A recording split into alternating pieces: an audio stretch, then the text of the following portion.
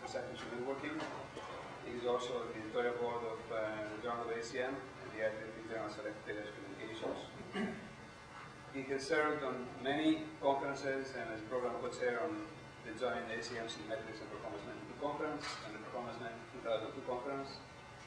He is a fellow of the IEEE and ACM, and he has received the 1998 IEEE Communication Society William Bennett Best Paper Award and many other conference paper awards.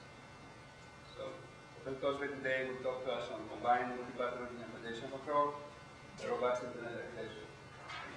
Thanks, John.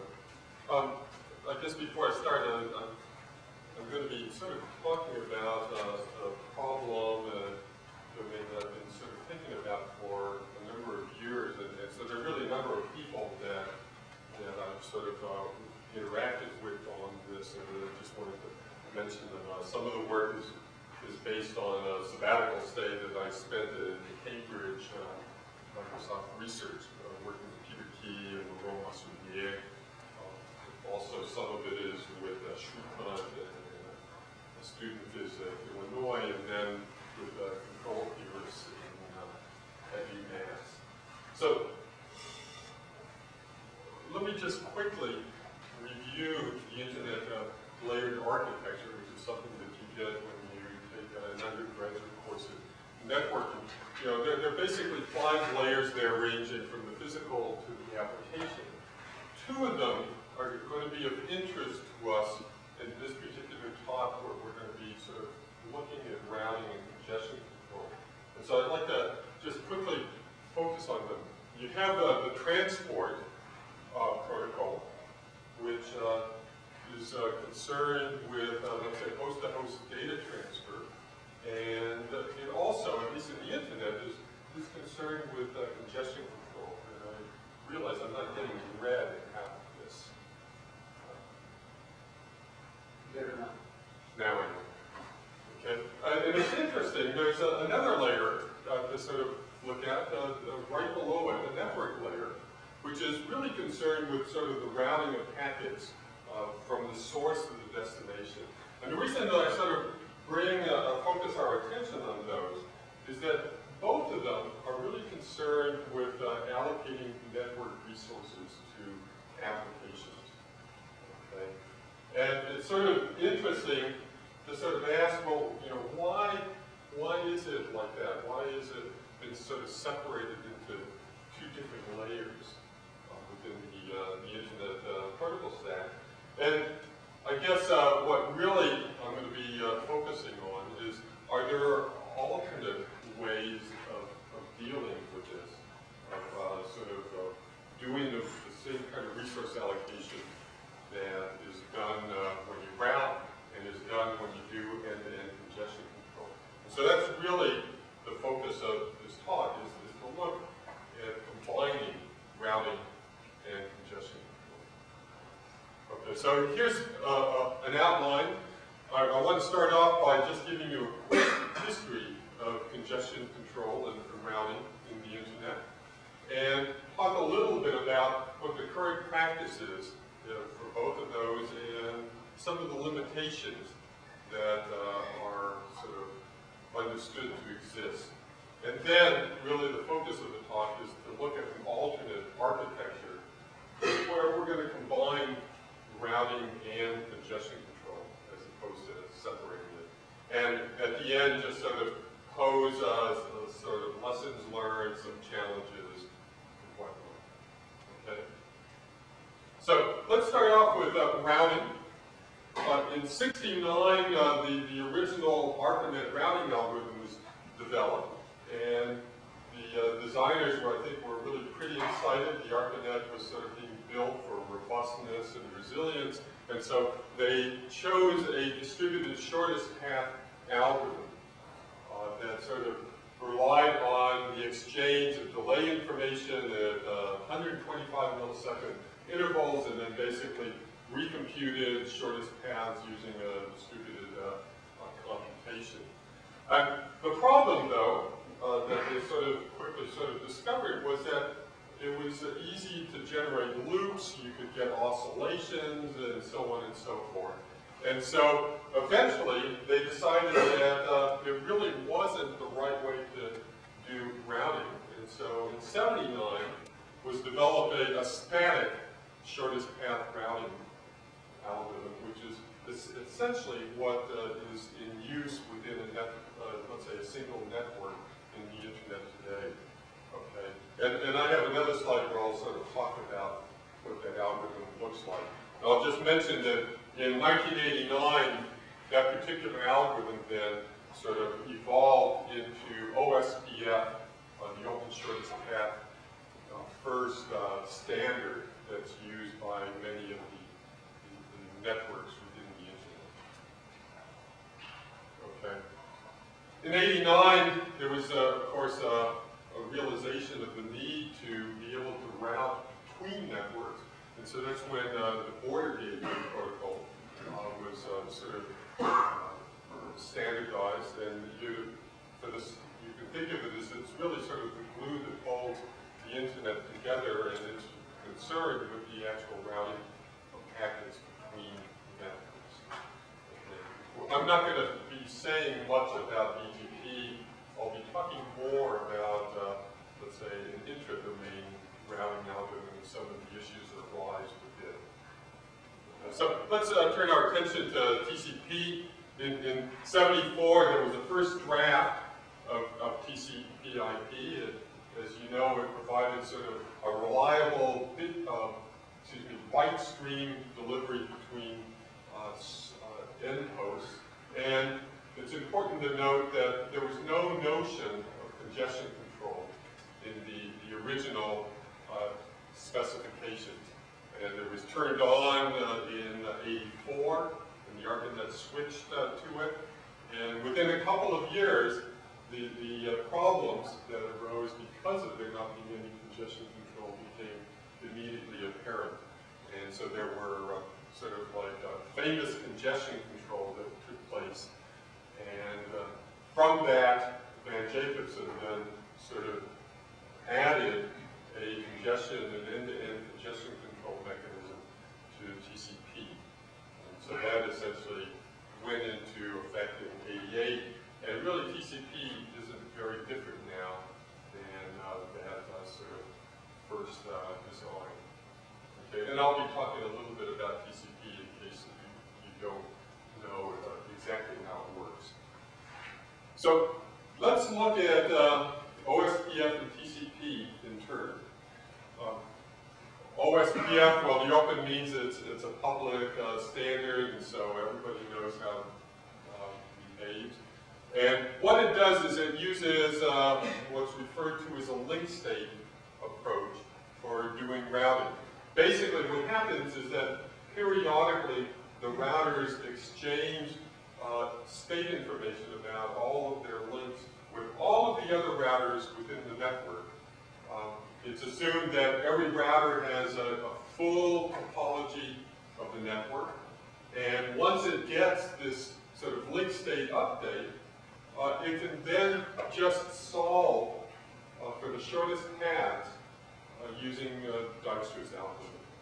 And because every router does this, everyone knows what the shortest paths are, and then they can just reset their routing tables. Okay. There's a question, of course, of, well, what is link state? I'll just mention that if you just set the state of each link to 1, then what the computation will provide you is just shortest hop paths.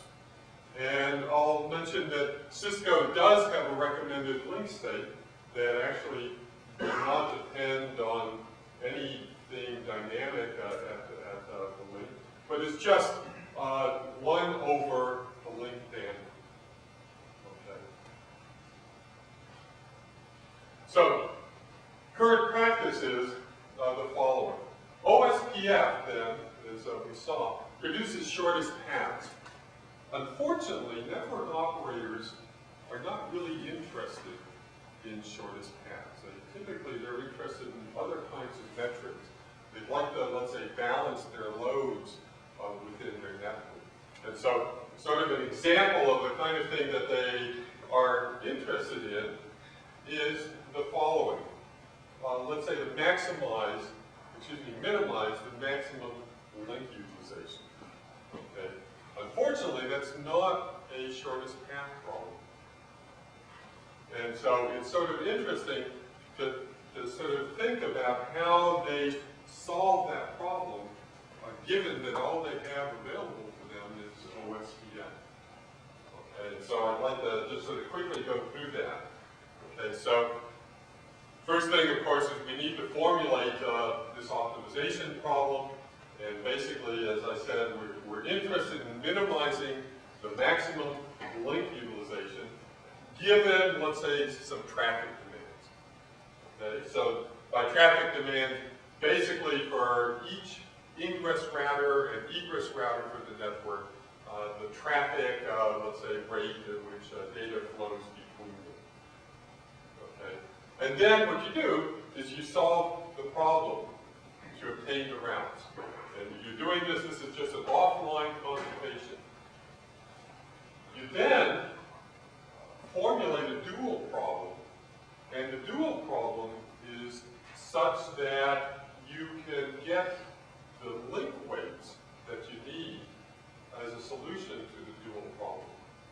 And then what you do is you propagate the link weights throughout the network, and you then run OSPF, and OSPF is solving the shortest path problem with the right link weights, and it gives you the set of routes that you want to minimize maximum link utilization. And so, sort of an odd way of doing this, but that's basically what network operators have to do. And if a minimum maximum link utilization is in the metric that you're interested in, well, as long as you can sort of set it up as a linear program, you can do something like this. Okay? So, that's what has to be done. The inputs are, of course, these traffic demand matrices. And as I said, basically it's just the traffic rates between all ingress and egress routers. So that's easy. All we have to do is just set counters at each of the ingress routers, classify packets according to which egress router is going to, and count them over some interval of time, and then we're done. Okay, and what will pop out then will be a traffic matrix. Unfortunately, that isn't really doable. It turns out it's not that easy to classify. And so if you wanted to use this method to get a traffic matrix, the overhead is so high that it actually impedes the performance of the ingress routers. Okay, so what do they do in that case? Well, what they do instead is they can easily access counters at each of the links that sort of count the number of packets traversing the links. Okay? And then they solve sort of an inverse function problem to get the traffic matrices from those internal counts. And I'll just mention it's a very ill-defined problem, and so it's really tricky about how to do it, and so the algorithms that have been proposed are computationally expensive, and they're prone to generating errors. Okay, so we're interested in balancing link loads. We now have a way to get traffic demands, but they're gonna be full of estimation errors. We have this sort of complicated algorithm that we have to run in order to set the link weights.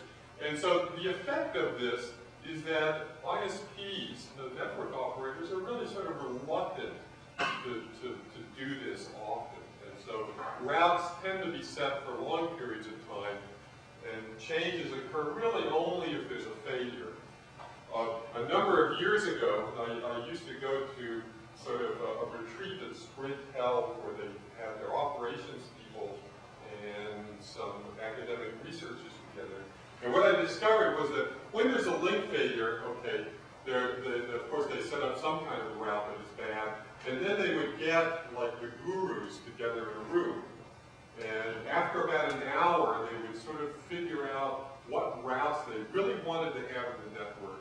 And then they would essentially figure out what the link weights have to be. And that was essentially the way that the routing was done. Okay. And so one of the things that came out of this as an outcome is, of course, to over-provision. With Spring, for example, I think until recently, the cut set going from, let's say, in the network going east to west was basically sort of two links, because they follow two railway lines. And so they basically decided they had to over-provision by twice as much so that when there was a train wreck, they'd be able to send everything over the other link on the other railway. Yes? So doesn't over-provisioning sort of counters the optimization problem we started with? The idea was to optimize. Right. So basically, I think what they've done is there's been, these algorithms developed for let's say trying to get estimates for traffic demand matrices, for optimizing whatever you want. But in the end, I think the network providers have decided it's still easier to over-provision and not try to run these sort of complicated algorithms and so on. That's really the point that I want to get across. So I think the current state is where you have widespread connectivity, but it's sort of at a cost of sort of lack of robustness to users, certainly at the BGP level. You have to over-provision, or at least that's what's done, and so you're incurring a cost there. And the alternative would be sort of complex management. And I'll just say that BGP, I shouldn't say suffers similar problems, it suffers similar symptoms, but for different reasons. And so routing is sort of in a bit of a mess, both within a network and within the internet. And a workaround that's often used these days, of course, are overlays. You can think of it as really a user strategy to provide itself robustness, and basically to route around problems.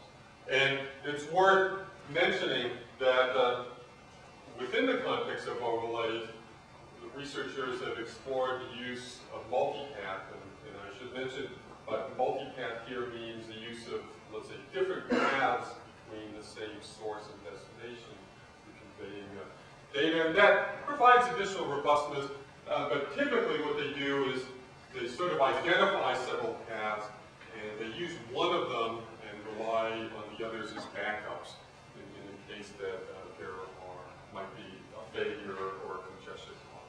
Yes? Will you define it? Let's talk about TCP. And it's possible that most of you know everything that one needs to know about TCP, but just to make sure. So TCP has a congestion control mechanism that's sort of concerned with adapting the sending rate between sender and receiver to network congestion. It's a window-based mechanism, meaning that at any point in time there's a window and the sender is allowed to send up to as much data as the size of the window into the network, after which it can't send anything more until it gets an acknowledgement that sort of reduces what's in the network. And basically what it does is it essentially monitors what happens to the data that's sent between the sender and receiver. For TCP, congestion is really sort of represented by packet loss. And the lack of packet loss is sort of considered to be an indication of a lack of congestion. Okay, so basically what it will do is it will send a window's worth of data within one round trip time, and then when the ACKs come back, it can then release another window.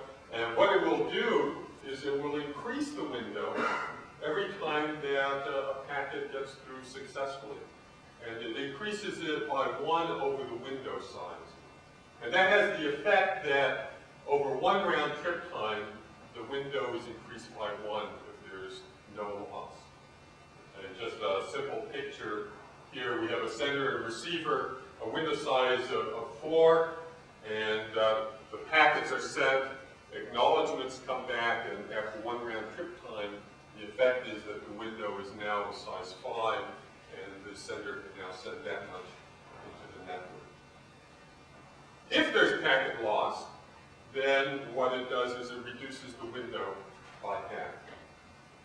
Same example, and we have a loss on the last packet, and after a round trip time, the effect is that the window gets reduced to 2. There are other sort of mechanisms within the congestion control, but for the purpose of the talk, they're not really important. But what you need to take away is this notion of reacting to the absence or presence of loss by increasing or decreasing, let's say, the window size or effectively the sending. Current state of TCP, I'm going to say that contrary to routing, is in good shape. It needs modifications to handle a bunch of different things. I've listed several high bandwidth, wireless, round trip time unfairness. But what I'll say is that I think people understand pretty well what the changes are that are required. Okay? And so in my feeling is that the routing is a bit more of a mess than congestion control. Just want to put one chart up sort of comparing the two.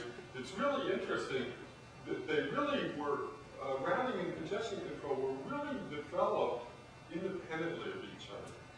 And it's sort of interesting to sort of note at the beginning, routing was extremely adaptive, and congestion control was extremely static. In fact, it didn't even exist. And at about around the same time, the designers in each of their camps, realized that there were really serious problems with the approach they had taken, and they basically switched it around. So routing was very static, and the congestion control was very adaptive. The routing, the time scale for routing, I say, is on the order of minutes or hours, and with congestion control, it's basically reacting at round trip time scale. Okay. Okay, so what I'd like to do now is to sort of ask the question of, well, can we combine these? And if so, what kind of benefits might there be? And of course, what would an architecture look like that actually does combine them? Moreover, it'd be nice to do it in a way that we get the time scale of congestion control, that we're able to sort of react at both the routing and congestion control at round trip time scales. Okay, and so what we're going to do in order to sort of look at this is we're going to adopt the optimization-based framework that has become very popular in the last 10 years. Okay, and we're going to think of routing and congestion control as basically an attempt to solve a resource allocation problem and to optimize, get optimal allocations. Okay, and so what we want to do is think of like what kind of objective we're interested in, and the hope is that by formulating it properly, that will pop, let's say, sort of a nice distributed algorithm for, let's say, solving the problem. And I'll just mention the foundational work here is really, I think, Gallagher in the routing arena. In fact, he has a paper from the late 70s that I think is just a seminal paper in the area and probably sort of not appreciated as much as it ought to be. And then Kelly, more recently, in sort of looking at congestion control. Okay? So what we're going to do actually is we're going to sort of look at it from the Kelly context. Okay? And so we're going to sort of, we'll start off by reviewing his framework. Okay? And so look at a way of the model that we might want in order to be able to sort of develop congestion control algorithms. So our model is going to be very simple. It's, we have a network that just consists of a a set of links, and each of the links has some bandwidth associated with it. In addition, we have a population of sessions or sources that want to transfer data through the network. And they have with them, associated with them, really paths. Okay? And you can think of a path from the source and the destination as just a set of links that are used by the source. Okay? So let L of S be the set of links. And also associated with the source is going to be a utility function that whose argument is going to be the sending rate for the source. And what we're going to do is we'll assume that it's a strictly concave and increasing function of the source rate. So just a simple example would be one here where we have two links, A and B, and we have 3 users. 2 of them use each of A and B, and then 1 of them uses both A and B. And associated with each of them is their own utility function. And so the Kelly problem that he sort of posed was, let's maximize the sum of the utilities by proper choice of the sending rates. And of course, what we have to do is we need to be sure that we satisfy the capacity constraints on each of the links. Okay. And of course, more generally, for our particular problem, it's going to be the sum of the utilities then for the entire population of sources, again, subject to the capacity constraints. Okay. Now, you pose it, it's easy to solve using some standard, let's say, nonlinear optimization software. But a centralized solution clearly is impractical. And what we want, of course, is some sort of distributed algorithm for solving it. The number of sessions we're talking about are hundreds of thousands or millions or whatnot. And of course, although I'm posing this as if it's a fixed population of sessions that are forever in the system, in fact, they're short-lived, and so they're coming and going. And clearly, a centralized approach wouldn't handle that. And so the contribution that Kelly made was to show that you could sort of break it up into 2 pieces.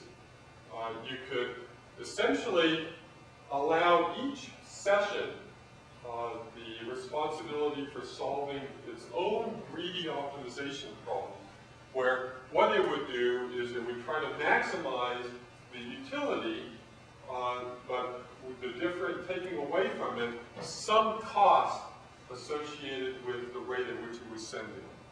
Okay, and so so the penalty is P sub S times the rate, and P sub S, the price, is given by the network as a function of the rate.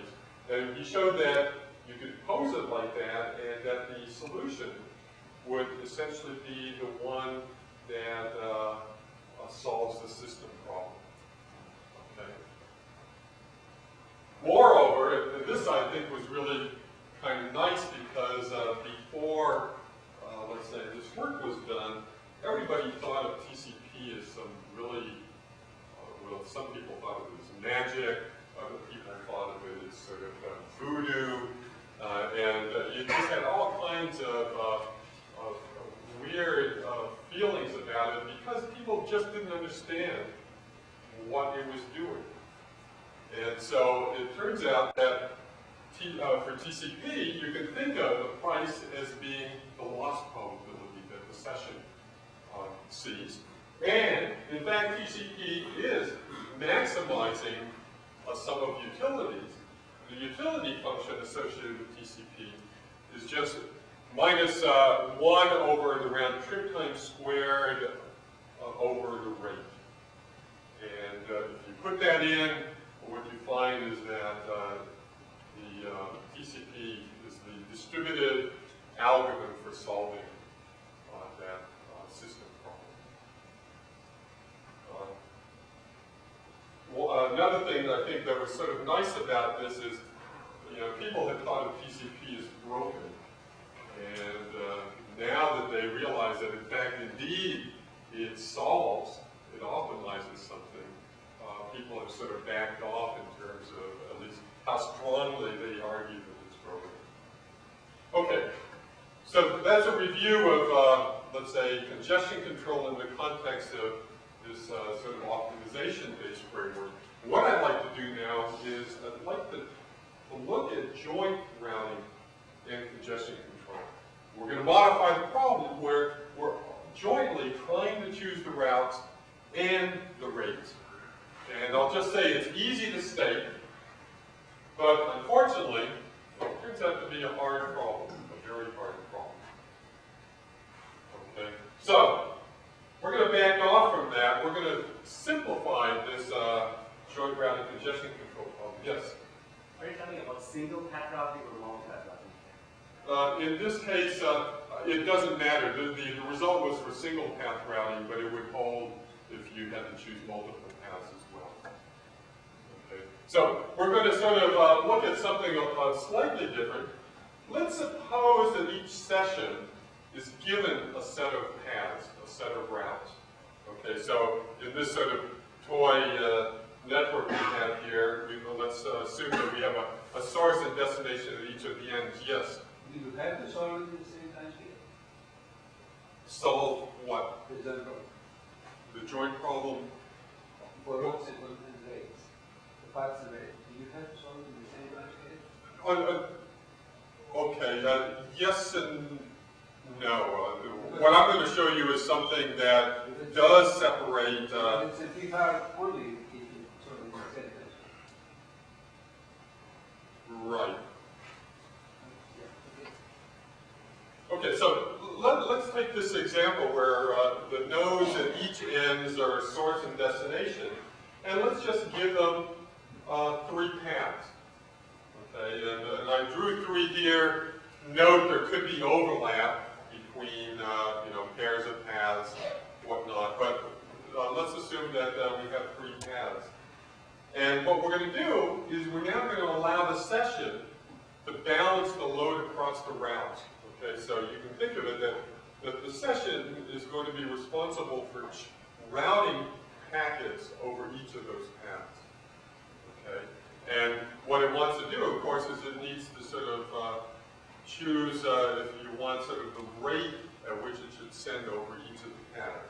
And so the first thing is, does it fall within the optimization framework? And this is what the statement is. And you immediately see that it does, because what's sort of nice about this is associated with the source is a set of links. But there's nothing in the optimization problem that puts any constraint on what links they are, where they are, or whatnot. And that's useful because I think there are many other sort of networking problems that can sort of fit this with the proper interpretation of the set of links.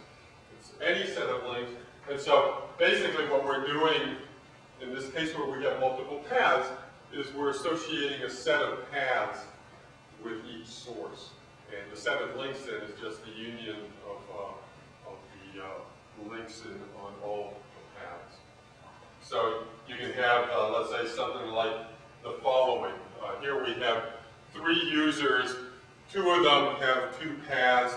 They each have their own utility function. One of them has a single path. And of course, for this to fall within the framework, the utility function is being applied on the aggregate rate over both paths. Okay? So it does fit, and once that's the case, you can essentially just sort of apply, or with some modification, all of the stuff that has been done before for single path control to develop controllers, congestion controllers, and distributed algorithms for this problem. Basically, what a multipath controller is going to look like is you've given it these paths, and it's going to allocate across the lowest price paths. And it's going to do it in a way to equalize the prices. If it's a TCP, kind of controller is going to equalize the loss rates over each of the paths. If a path has a higher loss rate than others, then it won't use that path. It'll draw. Okay? And so, just as an example, I'll just show you what the decrement rule looks like for a multi-path controller that's sort of faithful to TCP. And so let me just remind you what it looks like for current TCP. You have a window associated with a path, and every time that a packet makes it through properly, you increment it by 1 over the window, and every time there's a loss, you decrease it by half.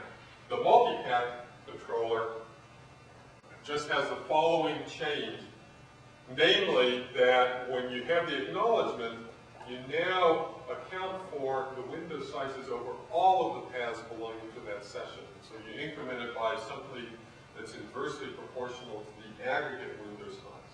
And that's where the coupling comes in let's say, between the paths in this case.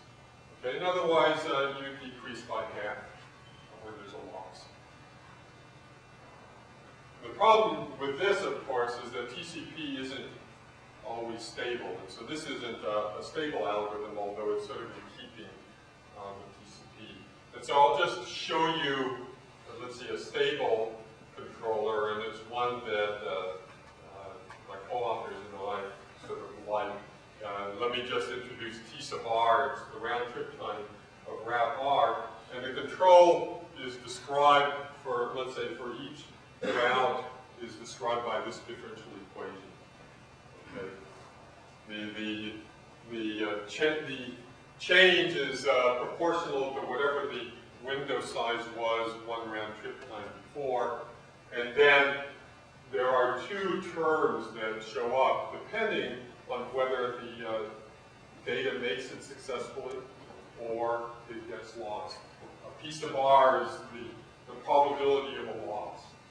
Okay, and so one term, then the first term then essentially gives us our increment rule, which is we're just going to increase by a constant amount every time that a packet makes it across that path.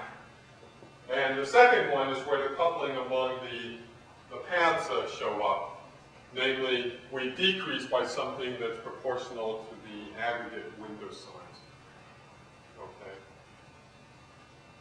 Okay.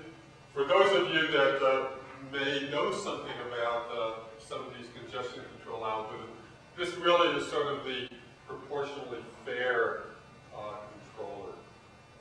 And so it sort of looks a lot like Tom Kelly's scalable TCP controller. Now what's nice with this controller, you can do sort of a linear analysis, and you can establish that you have local stability for some value of CR. And in the work that we do, we give some guidelines for how to choose this. Okay? So, that is still doesn't sort of take us where we want. Okay, so we know what to do when a source and a destination pair are given sort of a set of paths, but we also need to worry about where do these paths come from. Okay, so we have the multipath controller, and now what I want to do is I want to talk about path selection. And here you can rely on multihoming or something that we refer to as stepping stones. Okay, so let me just sort of describe what happens in these cases. With multihoming, the notion is that each host will have, let's say, more than one address. Let's say in this example, the hosts in blue will each have 2 addresses, one of which takes it to, let's say, this ISP, and the other one is known to that ISP. And if you do that, then you get 4 possible paths. And it's not really feasible under IP version 4, but this is something that's going to be supported by IP version 6. They're going to allow the possibility for hosts that have multiple IP addresses. Okay. So let's look at another way that we might be able to attain multiple paths. And I'm going to introduce the notion of stepping stone routers. And the idea is that ISPs would set aside and advertise some of their routers as stepping stones. Let's say these routers that are in blue. And then what you could imagine would be something like the following. The sender might establish a direct path to the receiver, and then to get alternate paths, it would choose, let's say, one of the stepping stone routers as sort of a stepping stone to get to the receiver. And this could be achieved by using source route. Okay. So this, of course, brings up the question of, well, you know, how do you choose stepping stones? And what we are sort of investigating is a random selection of the stepping stones. And what this will tend to do is really spread the load across links and across networks. And it's very similar to something that was proposed in the parallel processing world many years ago called Valiant load balancing. Okay. And our hypothesis is that you can get by with two paths. Two paths will ensure reliability with pretty high probability, unless somehow you end up with that they sort of overlap.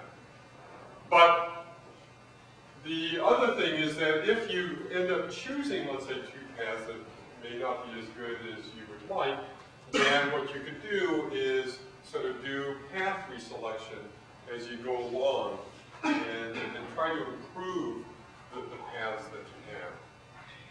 Okay, and so let's look, yes? Gives you, has to give you reliability if the links are disjoint, right? That's right. So can you impose that constraint also? So, okay, so the hypothesis that we're sort of working on is that with randomization, you should be able to achieve, let's say with two paths, a very, very low probability of having sort of overlapping links. And if the two isn't quite right, then maybe you might need three. But it certainly appears that you can get by with a very, very small number of paths to ensure the reliability notion, and then you can use path reselection to sort of give you very good performance in a way that I'm going to show you in this very simple example. Okay. What I want to do is look at the effect of number of paths, not on reliability, but really on performance. Okay. And what I'm going to do is I'm going to show you sort of a normalized source rate, normalized by the best you could possibly do if you could choose the paths optimally. Okay. And it's a very simple model. You've got sources, destinations, and you've got sort of stepping stones that you go through within some network. And what we're looking at here is a graph of the normalized source rate as a function of the number of paths. With k equal to 1, that's a single path, and what you get is about 65% of the capacity of this network. Now, by adding just a second path, you increase by about 30%. Adding a third path, you get another 15% improvement, and you get very close to the capacity. However, what's nice is that if you do resampling, where you resample and if you get an improved capacity, you keep that path, you actually, theoretically, you can achieve full capacity. Okay. So you get a sort of very good performance plus, of course, robustness to the link fitting. Here, this is just to sort of give you a sense of the kind of relative performance between doing, let's say, multipath or two paths and doing single path. And we're looking at a very, very simple system. There's a source on the left, a destination on the right, and the green is basically the data flow over two paths. Each of the paths just consists of one link, okay? And each of those links is supporting a whole bunch of, let's say, single path traffic. And what we're going to do, we'll start off that we've optimally set up the routes for the single path traffic. And if you do that, then there isn't any difference in the performance between, let's say, the dual path and the single path. The number of sessions are all the same here. And so, this comes sort of just from MATLAB. For the first 10 seconds, they all look the same. The next sort of 20 seconds, we start to congest the upper path. And what happens is that the single path sessions using it end up getting very bad performance, whereas the dual path sessions are able to sort of shift load down to the lower path. And so for this interval of time, you get, let's say, about a 20% improvement. The next 20 seconds, I've added some more congestion on the bottom path, and again, you see the same sort of thing. There's, I guess, even more of a difference. From 50 to 70, I think I kill the upper path, and it has almost no effect on the dual path sessions, but of course, half of the single path sessions disappear, so their throughput goes down. And then I've just reestablished the upper link. Okay. So, multipath then is really robust to congestion and to link failures. Now, one other thing that I want to bring up, there's another way that you could do multipath. And it's to use what we refer to as an uncoordinated multipath controller. And all that means is that instead of having this coordinated controller that's using the window information from all of the paths to sort of change the window on any one path, we just set up independent controllers on each of the paths. Like, let's say, independent TCP connections on each of the paths. And so it brings up the question of, well, maybe that's a good way to go, or are there any kinds of problems that arise?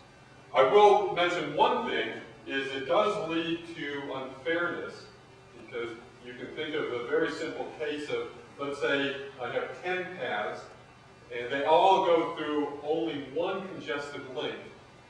Okay, and so that session is basically going to get 10 times more bandwidth than a session that just has one connection going through that link. But let's not worry about that. Let's just sort of look at how it compares to coordinated controller in terms of efficiency. And I'm just going to illustrate what can happen using a very simple example. 3 links, they all have the same capacity. C, I'm going to introduce 3 sessions, and they're each going to have 2 paths. Just to make sure that you understand what it looks like. One of them is a direct, let's say, path over one link to the destination. The other is going over 2 links. And so I'm just going to place the other 2 in a way that everything looks much the same. And then ask the question of, what kind of capacity can you achieve using either a coordinated or an uncoordinated controller. And with the coordinated controller, you can actually achieve the capacity. You can get 3C. And you can sort of understand why. What happens is that the price is always cheaper on the direct path, and so the coordinated controller will essentially just use the direct path in this case. But the uncoordinated controller, that's not the case.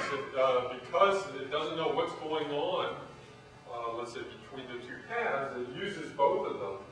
And so you end up actually losing about 30% of the capacity in this particular example. Okay. So there's a benefit then, not just for fairness, but also from the point of view of performance in using a coordination where you do multipath over just setting up independent connections. And this is really sort of the last slide before I summarize.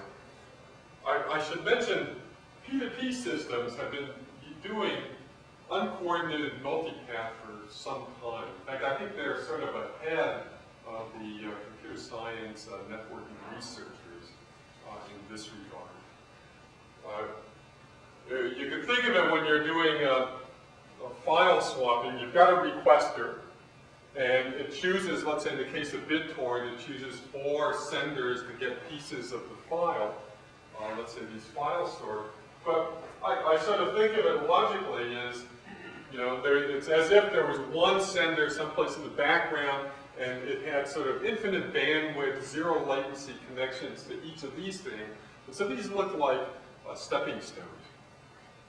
And what I've been sort of describing to you before does suggest is that there would be a benefit, let's say in something like BitTorrent, to a coordinated controller for regulating the rates at which the stuff is pulled in from the different file stores. So I'll see if I can get Graham Cohen to put that into BitTorrent.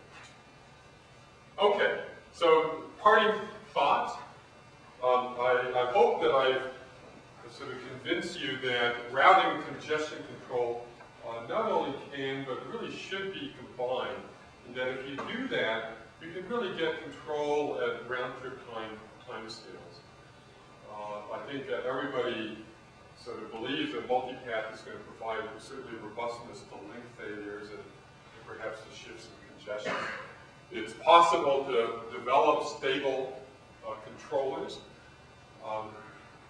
Something that I've tried to argue, but I think that we still need to do some more work on, is that random path selection will provide sort of load balancing without even really requiring anything on the part of the network. That's sort of interesting to think about. And that coordinated control is preferred, certainly for fairness, but also for the self-interested user, let's say for efficiency. Some other parting thoughts. One of the things that's interesting about this is that this is shifting even more responsibility to the end host. Okay? And so the hope is that this should simplify management on the part of network operators and reduce their operating costs. And that really all the network should worry about doing is just provide sort of rich connectivity, but not worry too much about trying to optimize anything, because they can. The users that are going to use multipath they're the ones who are going to be ending up doing the optimization. And so you might as well just make it easy for them to do that. And so, of course, there's a question about what kind of incentives would one provide for network operators so that they'd be willing to sort of go to this kind of model. And perhaps with rich connectivity, then what you can do is you can charge for the stepping stones, and if you provide really good connectivity, then of course users will want to use your stepping stones as opposed to other network stepping stones, and you can make money. Like high occupancy range. Excuse me? Like high occupancy range. Right. I think that this is, at least this way of thinking things is really sort of in its infancy, and there are all kinds of challenges. If you think about how I presented everything, it's really in the context of very long flows. And so there's sort of an interesting question of what do you do with, let's say, a short web request that might generate no more than 5 packets. And so that's something that we've only started to give some thought to now. I sort of described a particular controller, but that's stable, but I think there's still room to develop perhaps even better or more robust controllers. There's also the issue of, well, okay, so everybody agrees that stepping stones are a good thing to do, but you've got to get the stepping stone information to the end host. so there's a question of advertisement. One could imagine it being part of DNS, or there could be some other kind of sort of directory as service for doing it. I've sort of described the stepping stone selection in the context of it being purely random, but again, you can imagine that there being some value in using some of the history that you've accumulated, let's say, perhaps as a campus network in terms of experience of using different stepping stones. And then, of course, there's the challenge of difficulty. Okay, and that brings me to the end. I'll take questions.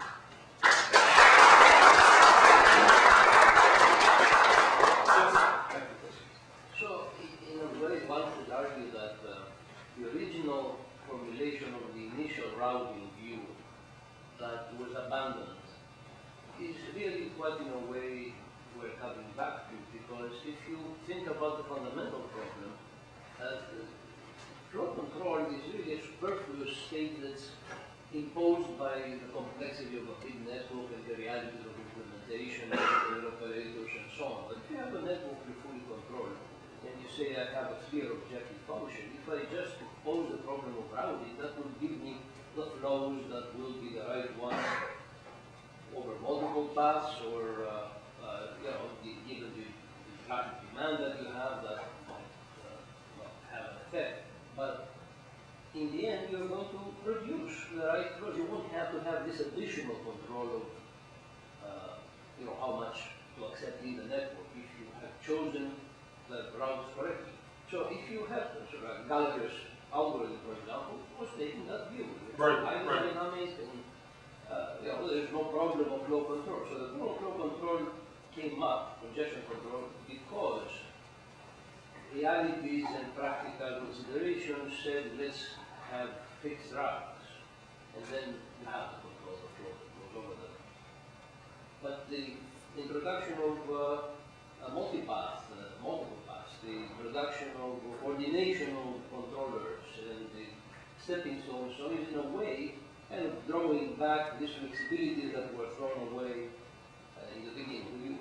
I would agree. I mean, there's really, the Kelly stuff is really very much in the same flavor as the Gallagher stuff, except sort of looking at it as being at the end post. And here we're trying to take, I guess, elements of the Gallagher stuff and for the most part, trying to put it in the end post so that it'll work. So they are inherent in the same problem. Right. And actually, one of the things that Gallagher, or one of his students did, of course, was to solve the congestion control problem by mapping it into his routing problems. And in fact, I'm not sure it makes sense in the internet, but it makes a lot of sense in wireless. Because there, the routers and the endpoints are the same thing. Any other questions? Yes. The uncloned type of congestion controller lead to prisoner dilemma kind of problem. I mean, so something like rock lines and the hardest. I mean, like for individual user, it seems everyone others are using coordinated control, and he himself using the uncoordinated control, and he has created his own boundaries, right? But everybody uses uncoordinated control then. Right. Probably for the sort of the most reasonable formulation of the game, everybody would just gravitate to the worst possible. Yeah. There is an Nash equilibrium, and it's the worst one you can state that you've ever want to get into. Yeah. Yes. Hat selection algorithm, does it in any way uses extracting command information or not? No, absolutely not. Because what's happening is because you have these multiple paths, it's sort of the fact that you're sort of monitoring losses and congestion on the various paths that allows you to sort of shift traffic as needed. Essentially, your solution does not need that information at all. It's independent. That's right. That's right. And especially with reselection. I mean, that's one of the things that we like. You know, we try to really emphasize with network operators is, you know, they no longer have to really worry about that. You know, to me, it's sort of interesting. I think people are just now starting to investigate. I mean, most traffic is being generated by applications like BitTorrent. And so network operators really no longer have much control over the traffic rates that are going through their networks. And I think the sooner they sort of understand that and understand how they can, rather than fight it, which is maybe what they'll try to do, but how they can leverage off of it to just simplify their sort of management tasks, better off. Yes? Your formulation usually is continuous information on the links, right? This is delayed feedback. You're always reacting to losses that occurred around trip time. So do they lead to oscillations and so on? Well, in one of the papers, I have a couple of references on the next slide that you'll be able to get. We show how you set the parameters so that it's stable, at least locally. With one, the delay one round trip? With a delay round trip. The round trip really associated with the longest path. The results, if you know anything about the work of Vinicom, it's sort of a generalization using different arguments, but the results are similar to his, but it's for multiple. Any other questions? So what's the cost? The cost. For having to send information about the stepping stones, I guess?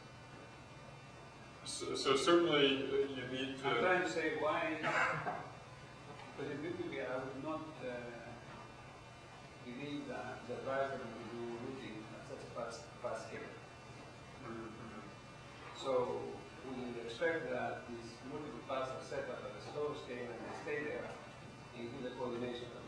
Right. I mean, clearly you set up the paths at a slower time scale. But does this come out of the analysis that I need to do? That's why. No, I it guess doesn't. that's what I'm asking for the cost. Right. Because It doesn't.